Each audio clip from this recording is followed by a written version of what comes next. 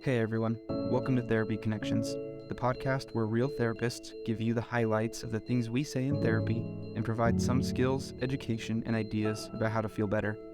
This is not a replacement for traditional therapy, but can serve as a tool for refreshing and learning between sessions. Thanks for joining us. Hello, everybody. Thank you for coming to this episode of Therapy Connections. Today we're going to be talking about overgeneralization, which is another thinking error. And I will not be talking about this one because I do it all the time. I always do this one. So what is overgeneralization? Overgeneralization is when you use a word like always or never. Like when I say that Josh is always a cheapskate.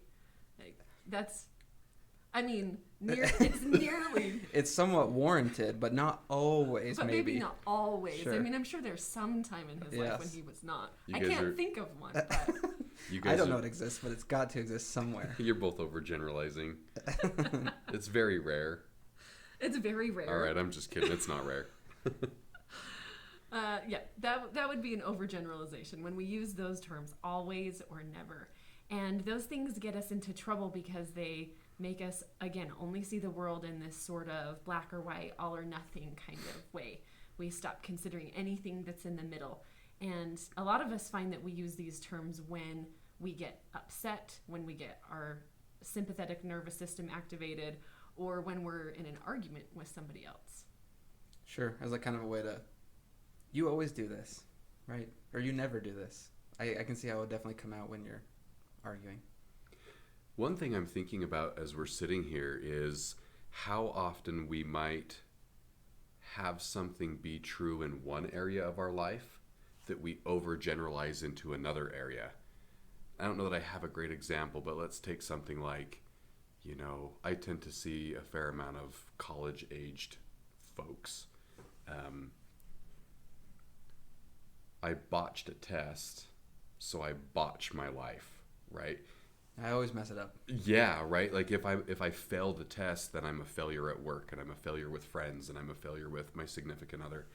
And so I think there's probably some validity to not just using the words, but just the feelings from one area being overgeneralized to another that may or may not be true in general, I was actually just thinking about a conversation that I had with someone the other day where they had just had something really bad happen in their life, and they came into my office pretty calm.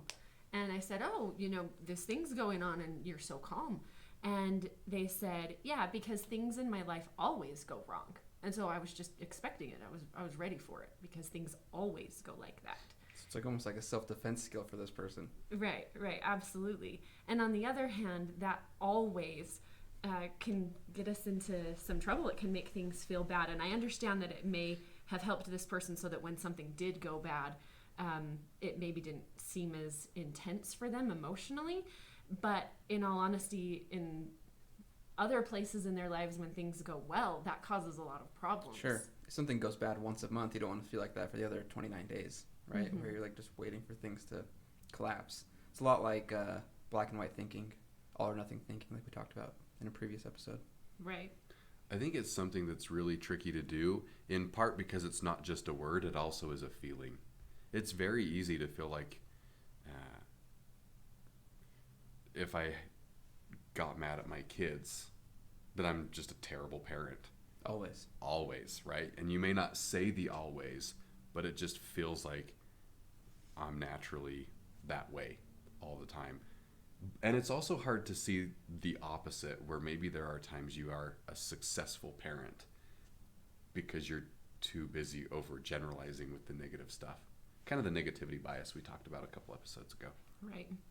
One of the things I think that people might not know is that depending on your nervous system activation, different phrases like this are more likely to be used by you. So, for example, if you are kind of in that fight or flight space, the words always and never are going to come out a lot.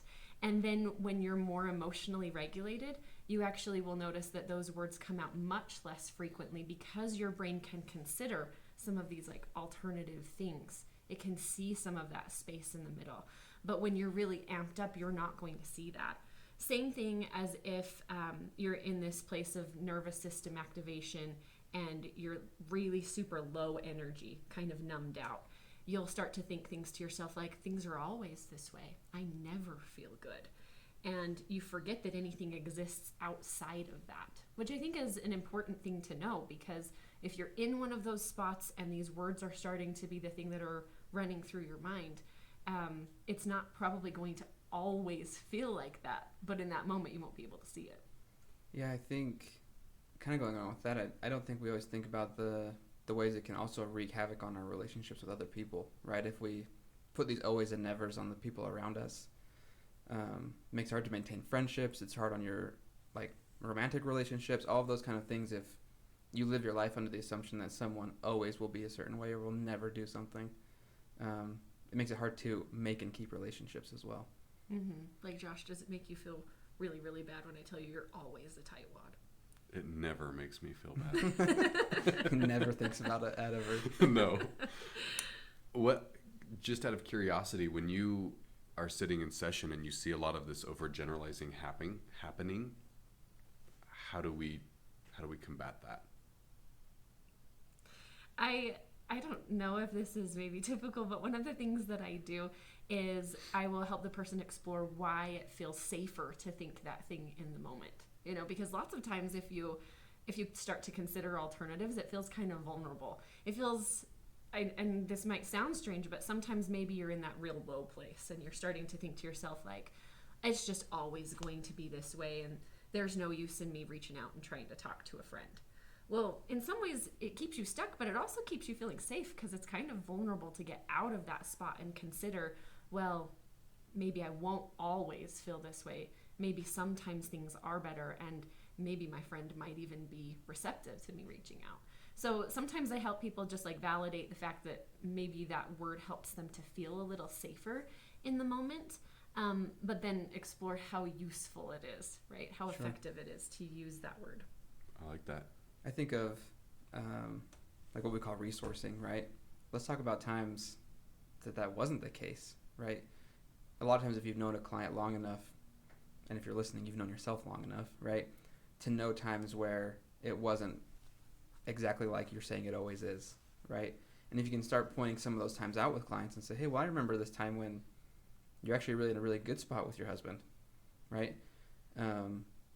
Recognizing that, oh, maybe it's not always the case, right? Challenging it with some actual experiences that you've had or that your clients had. Yeah, I generally default to the evidence gathering too.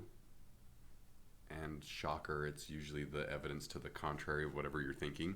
But I actually really like the idea of exploring how that thought is keeping us safe. I probably need to do that a little bit more often. I'll bet there's a lot of truth to that. Yeah. It's interesting. I feel like I've learned a lot by asking that question. I also think that, you know, as you're talking about resourcing, I think it's helpful for people to consider the opposite of a trigger, right? The trigger is a thing that makes us feel terrible and get into one of those spaces where we're using some of these really extreme terms. But the opposite of a trigger is what's called a glimmer. And a glimmer is something that refers to those moments where we actually feel differently. We actually can feel inside of us that there's something different than that happens. So, you know, something that is evidence to the contrary, but we don't just know it logically, we feel it and experience it. Yeah, the feeling portion is very, very important. Yeah, I think, well, I mean, going along with that, there's some ideas, but if there was a skill you could give everybody to practice this week after they listen to this, what would it be? I guess I would say just when you notice any of those words coming out, always, never, instead of just running with those words, stop and consider sometimes. Sometimes. And if you can use that word, it will help you even just kind of switch things in your mind so that you can get to a place where you can consider alternatives and look for evidence to the contrary. But before you could even look for that, you have to leave the option open that there maybe could be something to the contrary. I like that.